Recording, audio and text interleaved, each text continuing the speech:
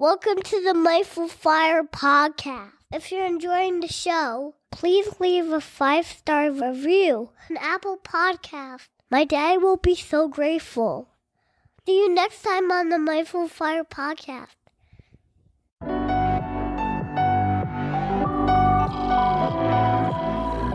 Welcome to the Mindful Fire podcast, a show about crafting a life you love and making work optional, using the tools of mindfulness, envisioning, and financial independence. I'm your host, Adam Coelho, and I'm so glad you're here.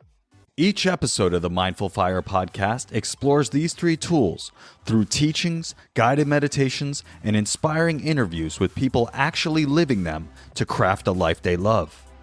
At its core, Mindful Fire is about creating more awareness and choice in your life. Mindfulness helps you develop self-awareness to know yourself better and what's most important to you by practicing a kind, curious awareness. Envisioning is all about choosing to think big about your life and putting the power of your predicting brain to work to create the life you dream of. And financial independence brings awareness and choice to your financial life, empowering you to make your vision a reality by getting your money sorted out and ultimately making work optional. And here's the best part. You don't have to wait until you reach financial independence to live out your vision. Mindful Fire is about using these tools to craft that life now on the path to financial independence and beyond. If you're ready to start your Mindful Fire journey, go to mindfulfire.org/start and download my free envisioning guide. In just 10 minutes, this guide will help you craft a clear and inspiring vision for your life. Again, you can download it for free at mindfulfire.org/start. Let's jump into today's episode.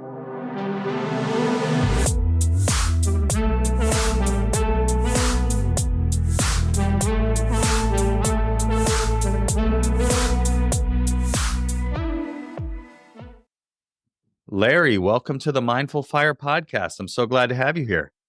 Yeah, it's a pleasure to be here. Thanks for having me, Adam.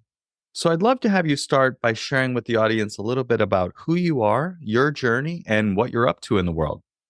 Yeah, so it's been a long one, and thank you for letting me share that. Number one is I am a husband to Denise for almost 23 years, dad to Zach and Jeremy, who are hockey fanatics like myself, and we enjoy playing golf and hockey. I'm a family guy first and foremost, and I happen to be in the wealth management profession. I'm the founder and wealth advisor at Mitland Financial, and also most recently best-selling author of Financial Planning Made Personal. What did you do today that brought you joy? Growing up, I grew up in a solid middle-class family, and unfortunately at an early age, my mom was diagnosed with cancer.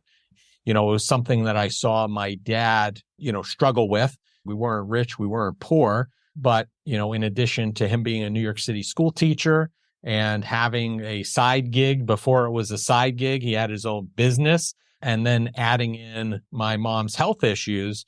And I realized as I got older and later in life, in high school and then early on in college, that he didn't have a financial advisor to help guide him. And I was always interested in the markets. In high school, I was watching CNBC, and then in college, I continued to do that.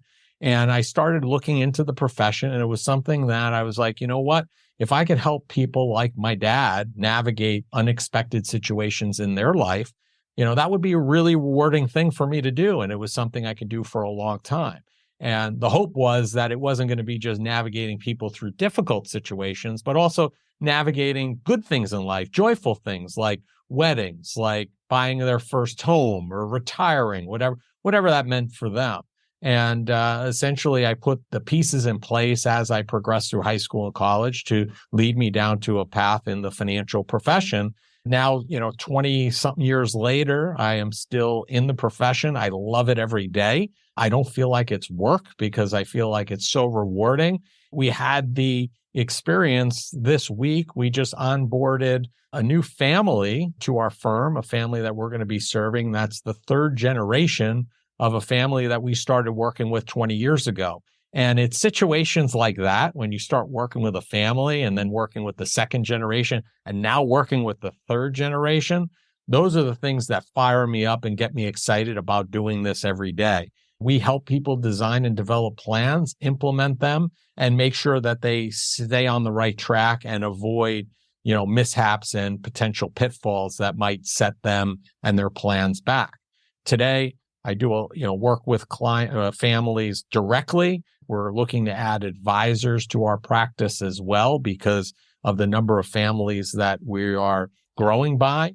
In April of 2023, I released my book, Financial Planning Made Personal. So I'm spending a lot of time talking about the book through different media channels, et cetera. And really the impetus behind the book, it was 10 years in the making. I just didn't have the time to sit down and actually write it and put it out. But after my kids left the house for college and high school, boarding school, I was an empty nester. So I had some extra time and I decided it was time to put it in writing. And really the book is designed for anybody who is interested in growing their financial acumen and growing their financial situation. And it really is there to give them an easy, definable way of how to look at finance. And I think a lot of folks look at it from a painful experience in terms of it's going to be very difficult for me to think about putting money away. I'm going to have to sacrifice. And we take a whole different standpoint in terms of looking at that and saying, hey, listen, if you have a plan, which is the most important thing, number one, have a plan. And if these things fit into your plan and it works, then that's fine. If these things you don't have to sacrifice, if they bring you joy. One thing I talk about in particular is coffee, right? We were just talking about it before we hopped on here, Dunkin' Donuts versus Starbucks, et cetera. And there are certain pundits out there that would say, hey, if you didn't spend that $3 or $4 or $5 a day on a cup of coffee and you put that money away for the next 20 or 30 years, you'll have $15,000 towards your retirement. And that might be well and good, and that might be right for some people. But others, if they get joy out of that cup of coffee and they enjoy that experience that they're having while they're drinking it, and it fits in their plan and they're able to do what they want to do, then we say enjoy the cup of coffee because we don't know. Like my mom's situation, she was diagnosed in her 30s, passed away at the age of 47. You may not even make it to 65. So you got to balance today and being joyful with saving for your future and being on the right path at the same time.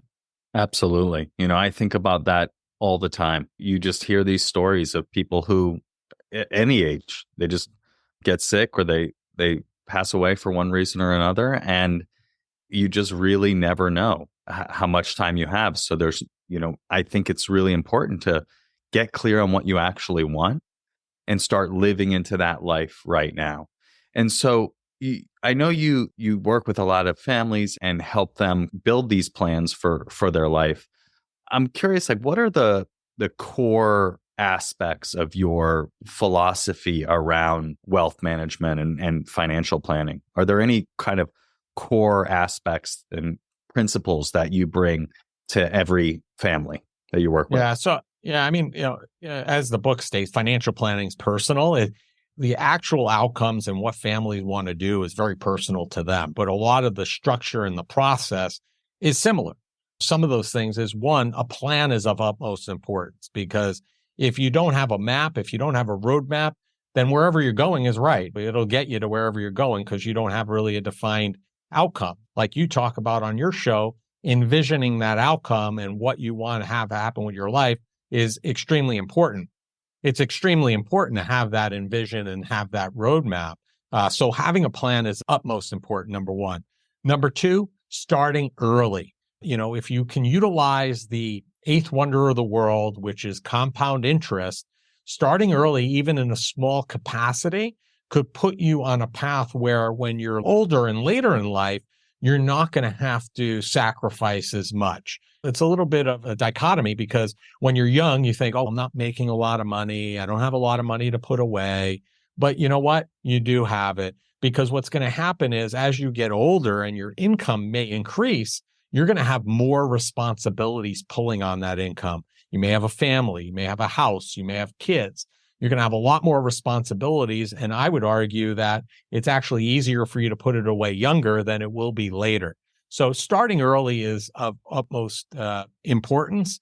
And then making sure, going back to the envisioning, making sure that you are delineating what your top priorities are, right? Because we'll outline the plan, but at the end of the day, we'll show the family that, hey, there are 6, 10 gaps that we see in your plan that we need to address. It's not for us to say what's the most important gap to solve. To some people, their concern is, well, if I step off the curb and get hit by a bus, I want to make sure my family's taken care of. So we may need to look at life insurance. Other people are more concerned with, my top priority is sending my kids to college. I want to make sure I have enough money. So we start there. So it's important to identify where the gaps are, then set a priority list based upon what those families' needs are, and then start attacking it. And then lastly, the other piece to the philosophy or framework is, it's not all about the money. And this is a little bit or a lot different than a lot of folks in our profession. A lot of people go to a financial advisor or wealth management firm, and 95% of the conversation is about the money and how much do I need to retire? And, those are important things, but more important than that is, what are you looking to accomplish, that vision? And also important is the mental and social impact that these decisions are going to have. Where we see this come in a lot of times is, if the family believes in retirement. I don't personally believe in the construct of retirement. I think it's a bit antiquated. I don't think it's really necessary, but there are a lot of folks out there that still believe that they want to stop or slow down working. And that's fine if that's their goal and they're envisioning. Financial planning is personal, but they not only have to be prepared for the financial aspects, but the mental and social, in terms of, are they going to be mentally prepared to go from working 40 or 50 hours a week in their role to 20 or 0 hours per week? How are they going to fill up that time with meaningful stuff, not sitting on a couch in front of a TV? Do they have the social circles in place to support that? Because we go to work for a company, you go work for 30, 40, 50 years, you have this instant community, this instant infrastructure from a social aspect. And if you don't put in the effort and energy to build that and continue that either outside of the work walls, you could find yourself in a very lonely space when you retire because you didn't have the time or the effort to do that while you're working. So it's important to, just like we say, start early from the financial impact or the financial situation, it's just as important to think about, consider, and work on the social as well as the mental impacts of how those decisions and how that envisioning is going to affect you down the road.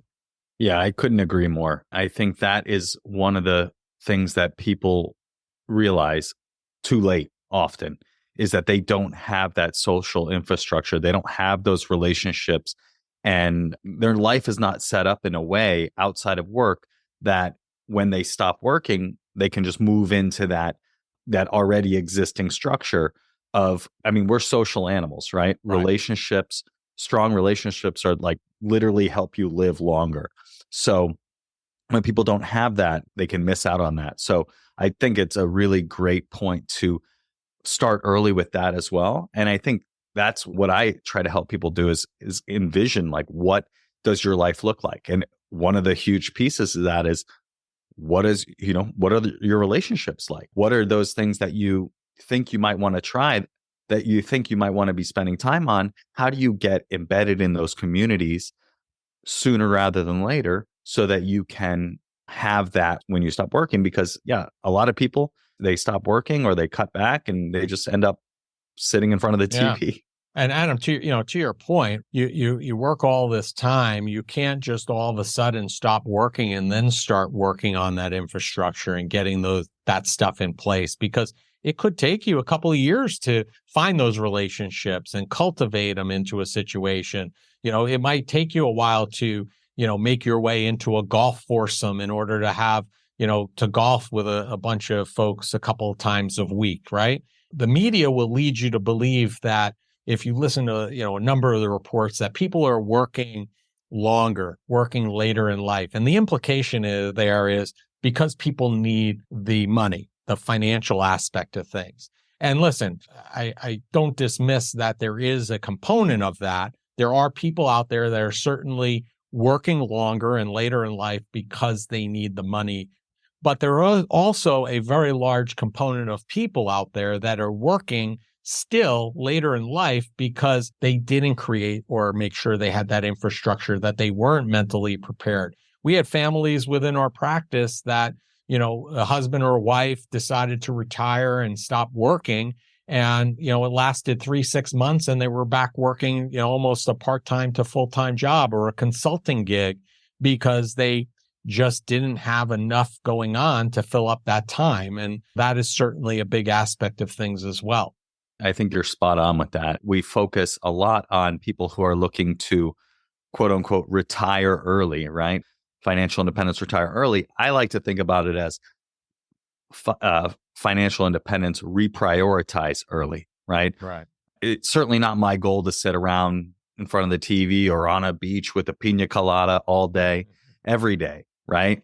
And I think that most people don't want to just sit around, right? But they Agreed. don't know what's on the other side. They don't have the social infrastructure, but they even haven't tried things, right? You can only play golf so many times a week. So there's got to be other meaningful and purposeful things for you to do.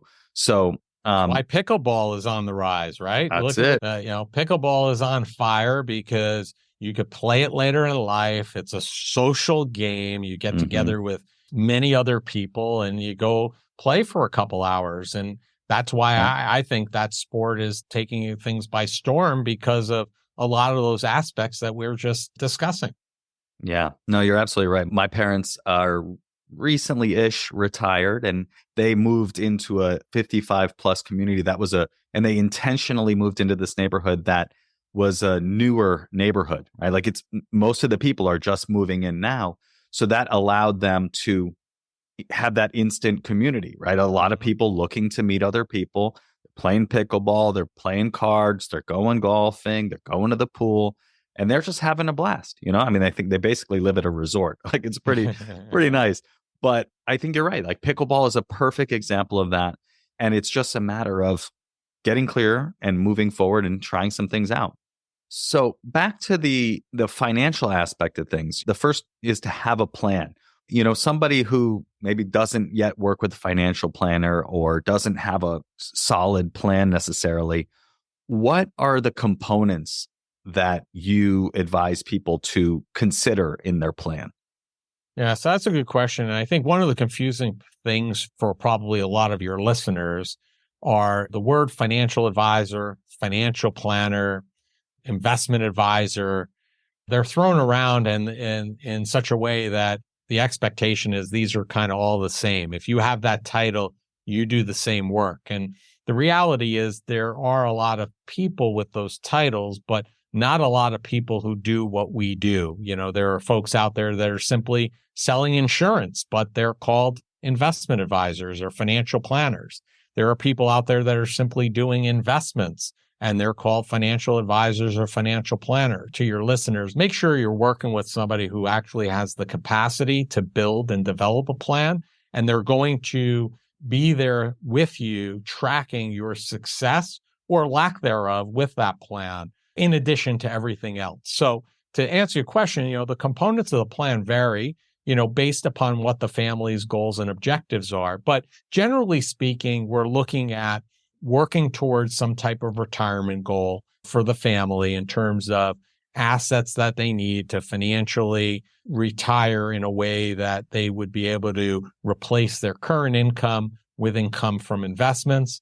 We also look at protection, because it's great that you accumulate these assets, but what happens if something happens to you or your spouse prior to you reaching these goals? And you might have education funding on the horizon, retirement. Insurance is a component of that in terms of life, long-term care, disability, in order to protect that earning power. And then on the other side, property and casualty, your auto, home, liability, et cetera, is very important because you don't want to get in a situation where your financial wherewithal is at risk in terms of that. So we look at that. We also look at your tax situation, in terms of when you do get to that point of distribution, how do we do that in a tax efficient manner?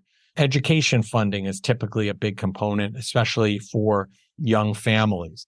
Some families may have a goal of buying a boat, or taking a trip around the world. All of these components get embedded in the plan, and we look at essentially where they are today from a financial aspect, where they want to be, and start building a game plan to work towards starting to achieve those goals. Maybe ridding themselves of debt may be part of that. So there's a lot of different facets to it. And then part of that conversation, which is not a numerical part, is what we discussed earlier, is having conversations with them about that mental and social impact of what those decisions or what those goals are going to require from them from a mental and social impact, so they're prepared for that as well. And then we track the plan over time and make sure that we're staying on track. And if we're off track, what needs to be adjusted or changed in order to get us closer to where we want to be. I'm curious, what are your thoughts on long-term care insurance and like the cost of that? So I'll give you a little background. I grew up around assisted living facilities. My parents had assisted living facility business for 30 years. Right. And that's what they retired from. And so it's like a big part of my life has been around that. And obviously that's quite expensive and only getting more expensive. So what are your thoughts on planning for that in the future, either for our own parents or as individuals? Two different questions, but yeah. Yeah, I think it's the same answer. I mean, you have to plan for it. It's probably one of the largest risks to somebody's asset pool that they have. And you either have to be in a position where you're going to have enough assets to self-fund it, or you have to have a position where you're going to have some kind of insurance coverage to help support it. Or in the middle, you may self-fund it up to a certain degree and then, use the insurance to fill the gap. I would also say that in long-term care insurance, there's been a lot of changes in that arena. Policies that were written 20, 25 years ago were fantastic. Problem was the insurance carriers underpriced those policies. And now what we've seen in the last couple of years are insurance companies leaving the marketplace. Pricing of those policies have increased substantially. Coverages have saw increase in premium. So there's been a lot of changes in that regard. There are now some life insurance with long-term care riders attached to them that are a little bit more digestible for a lot of people. But I think at the end of the day, you need to have a plan. You need to envision what your future is going to look like in a realistic format. You can't think, I'm never going to need these services or I'm never going to be in that place, because there's a very high likelihood that you may need those services when you get older. So it's something that you need to visit, take a look at it, understand what the cost benefit is, and make a decision for your family. I can share a personal anecdote. My wife's uncle is now in an assisted living facility. I had helped facilitate a purchase of a long-term care policy 20 plus years ago. So it was one of the really good policies. He has like $1 million+ benefit. And basically he's in an assisted living facility that's running like $8,000 to $9,000 a month. And the long-term care coverage is covering that need and probably will last for a 4 to 5 year, multi-year, not 4 to 5 year, but even beyond that, cover him in there, assuming his costs remain the same. Obviously, those are going to go up exponentially over time as somebody who's been exposed to that industry. Those expenses, healthcare costs have risen more quickly than regular inflation. So, depending on how long, but that's a situation where he has $1 million, $1.2 million worth pool of coverage that he was paying $2,000, $2,500 a year for. Might have been paying that for 20 years. So let's say he paid in $50,000 over that period of time, and he's got a $1.2 million benefit. So that was a great way to leverage it. That policy is not available today, but there are things available. So I think it's important that you don't just brush it off and say, this is never going to happen. It's got to be at least looked at. I tell a story in the book with one family in particular, probably about 6 or 7 years ago. We looked at long-term care insurance for them. And they were in their mid to late 40s at that point. They had kids in college, very high expenses because of it. And they said, we just don't have the cash flow to support this right now. And we said, okay, but we'll continue to have this conversation. So fast forward to about a year ago, kids were out of college. The wife's parents were having issues, needed care. saw the expense associated with it, and they said, you know what, let's revisit that now. And we did. And now they have ascertained a life insurance policy with long-term care benefits so that they're at least going to plan to self-insure part of it and use the insurance to insure the other part of it. So my point is, it's something you have to address. Just because it's not right at one point in time doesn't mean that you forget about it and never look at it again. You have to look at it again as time goes on because it may make more sense, or there may be a situation in the family's life that is a light bulb moment that they're like, oh, now I understand why we wanted to have this conversation. And it's just about educating and understanding the cost versus the benefits. Yeah, it's a good conversation to have. We haven't had that conversation on the podcast before. It's most people hoping to retire early aren't thinking about long-term care and assisted living facilities, but it's important, right? Like if you're lucky enough to live that long, you're probably going to need some assisted living care. And it is very expensive now, and I can only imagine how expensive it's going to be in the future. So definitely something to keep in mind as well. So let's switch gears to this idea of joy, right? The subtitle of your book is What Brought You Joy Today? So tell me, why is that such a focus for you, and how does that manifest in your life and in your conversations? Yeah. So, what did you do today that brought you joy is important. And it's really like our mantra. And the reason why it's important to me and why I share this with the families we serve in our community is, as somebody who personally experienced a parent getting ill at a very young age in her 30s and passing away at 47, dovetail that with the fact that I lost my brother-in-law. My wife's brother died by suicide at the age of 27. Those two events, my mom first and then my brother-in-law, really reinforced that, hey, we may not make it till 65. We may not make it to 75. So envisioning and planning for those later times in life, it's important, and we should certainly do that. But at the same time, not everybody has a contract that says they're going to make it there. A lot of folks in my profession talk about, saving money for the future and putting money aside. And that's all well and good, but they don't balance it with what did you do today that brought you joy?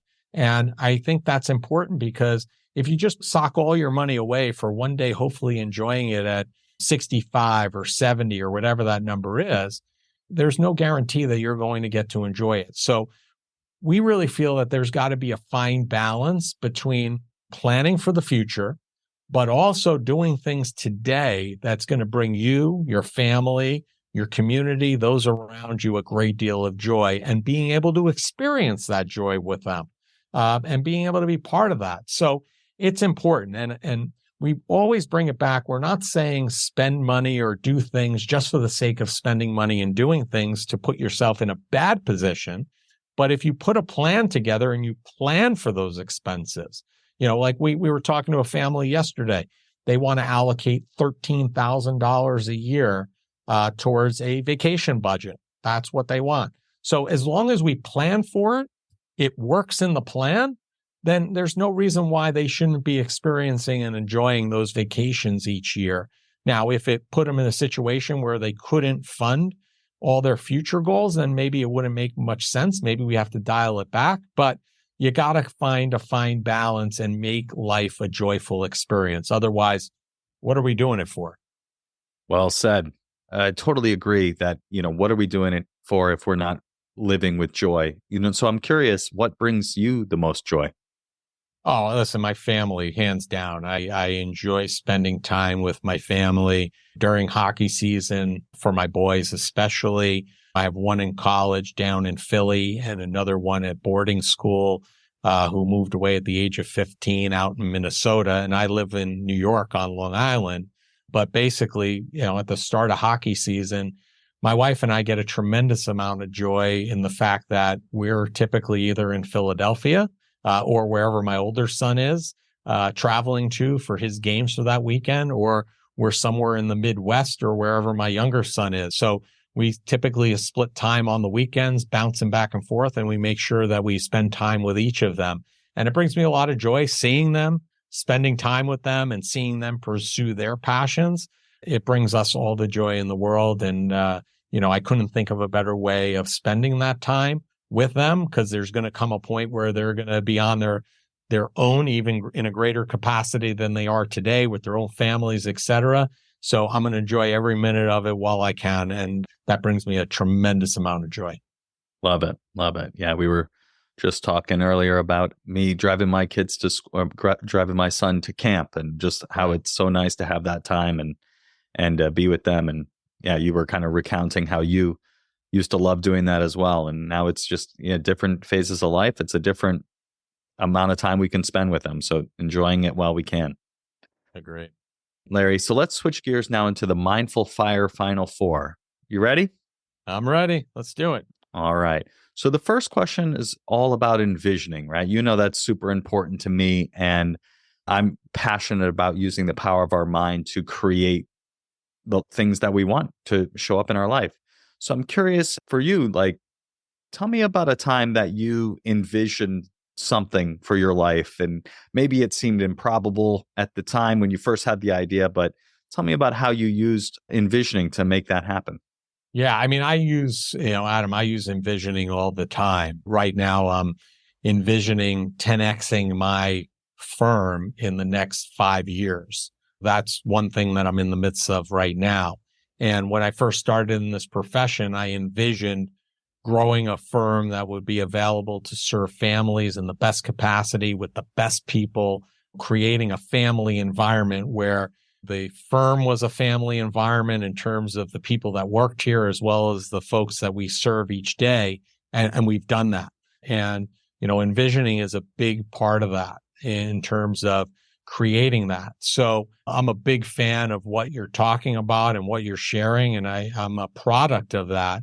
And I think that we have to constantly do that. And, our visions are going to change along the way, right? As we get closer to accomplishing the initial vision, then I think you want to up the game. Most people do want to up it up a little bit and adjust it. And I continually do that over time.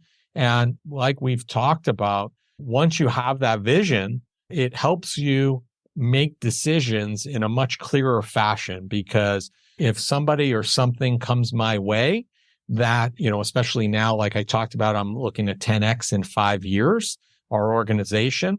If somebody comes to me and says, hey, I want to have a meeting with you, or I want to talk to you about this, or I want you to do this.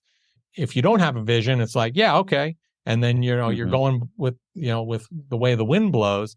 But if you have this vision and you take a second to be mindful, take a deep breath and say, okay, is this meeting, is this interaction, is whatever I'm being asked to do going to put me closer to or further away from that vision? Basically, I now have those parameters to make that decision. And whether it's a yes or a no is typically based upon that vision. Worked in the past, like I mentioned, working on it now as we speak and in the future. And, hopefully maybe you'll check back with me in 5 years and we'll see where I'm at. But it's very important and very helpful to that decision-making process. Love it. Yeah, I have no doubt that you will 10x your business in the next 5 years, because that's, like you said, you're priming your mind to make that happen. And you have that. I love what you said. You have that as a filter that you can put any opportunity through and ask, is this moving me closer to my vision or not? And if not, it's maybe not the right opportunity or not right now.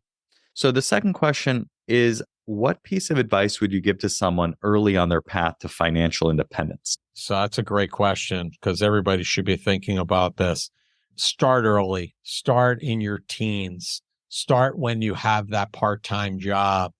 Start saving in a Roth IRA. Start saving money somewhere, because you don't realize, you think when you're not earning a lot of money that you don't have the money. But if you pay yourself first and put that money aside, it's going to be hugely beneficial to a point that when you have a lot of those demands on you later in life, because the thoughts of, hey, I'll do this when I earn more money or I have a higher income, it's somewhat right. But the problem is, what you're not thinking about is all the additional responsibilities that you're going to have pulling on that higher income. As a parent, right?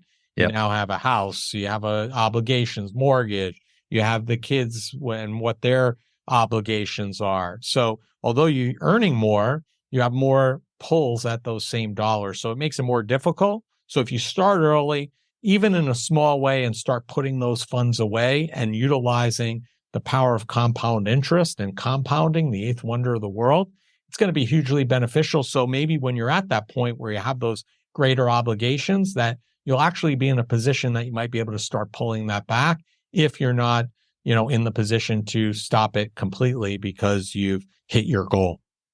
I think that's so important. Starting in any way that you can, as early as you can, because it's going to take care of itself. If you start early and you keep it going, it's just going to grow and grow and grow. And I've seen that in my life, even before I really had a full grasp of financial independence and the possibility of the retire early or reprioritize early. I was investing in my 401k and I had some things from growing up. And it was like, wow, this actually I'm further along than I thought because I had made those early contributions and just let it ride. All right, Larry, the third question is, what piece of advice would you give to someone getting started with meditation and or mindfulness? Yeah, that's a good question. I mean, in terms of meditation and mindfulness, I think it's hugely beneficial. I will tell you in full disclosure, we've talked about this before, Adam. I tried to meditate on many, many different occasions and I stopped. I just felt like I was doing it wrong. I would sit down, I'd listen to the guided meditation and my mind would go in a million different directions. I'm like, I don't think I'm doing this right. But as I spoke to others who were advocates of meditation and mindfulness, and as I talked to experts in that area, I learned that what I was experiencing, everybody experiences it. Everybody has wandering thoughts. Even those that have been doing it for years and years, they experience it. It's just a matter of recognizing it, bringing yourself back, taking that deep breath perhaps, and refocusing and getting that mindfulness back on track. So I suggest start even with a small win, even if you do a couple of minutes, give it a try and don't worry about it. There's no right, there's no wrong way of doing it. And you'll see if you compound that practice over a period of time, I would expect if you did it daily for a couple of minutes, or as you said before, daily-ish for a couple of minutes, I would sense after 30, 60, 90 days at most, you're going to really see some beneficial effects of the practice for sure.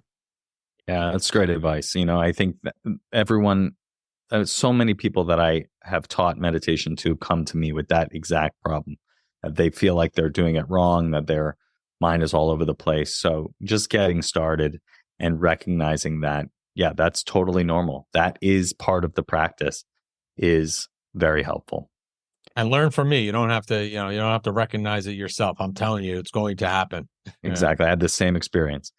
Okay. The last question, Larry, is how can people connect with you online, learn more about your practice and your book and all the things that you have going on? Where can they connect with you? Yeah. So the easiest and best thing is, if you're interested in the book, go to financialplanningmadepersonal.com.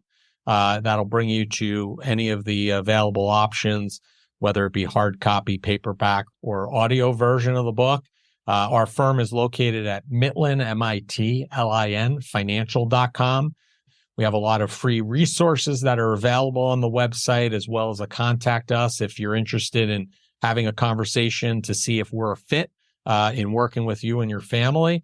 And then if you just want to connect on social, I'm on just about most social media platforms, most of them under Lawrence, Lawrence Sprung. I think Instagram is the only one. I'm Larry Sprung, and I'd love to connect and, learn more about you and what you're looking to do. Always shoot me a DM or just simply be a casual observer of our content because we post consistently and constantly on those channels. Wonderful. Thank you so much, Larry, for being here and sharing your experience and wisdom with the audience. Adam, it's been my pleasure. Thank you so much and enjoy the day. Thanks for joining me on today's episode of the Mindful Fire podcast. If you enjoyed today's episode, I invite you to hit subscribe wherever you're listening to this. This just lets the platforms know you're getting value from the episodes and you want to be here when I release additional content. If you're ready to start your Mindful Fire journey, go to mindfulfire.org/start and download my free envisioning guide. In just 10 minutes, this guide will help you craft a clear and inspiring vision for your life. Again, you can download it for free at mindfulfire.org/start. Thanks again, and I'll catch you next time on the Mindful Fire Podcast.